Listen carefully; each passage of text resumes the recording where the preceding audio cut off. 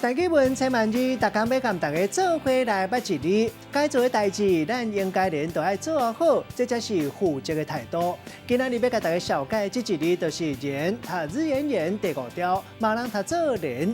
古早台语字典解说讲言本地意思就是火咧倒，或者是讲形容慢慢咧烧。也毋过咱现代较常用到的是如此安尼的意思，像讲本来应该就是安尼，咱讲当然该言，应该言，合该言。代志已经安尼啊，咱讲是既然，向向无张地发生，咱讲是忽然。落尾了后，较文的讲法就是然后。代志甲想的共款，咱讲果然；代志和想的无共，咱讲竟然；代志正确定，咱讲是必然；若代志正单纯，咱讲顺然。家己生成，毋是认为，咱讲是自然天然。若是正亲像古早一个词，讲是婉言。有一个出名传统布袋戏团，团名就是叶婉言，带大家做伙来小解这两个词。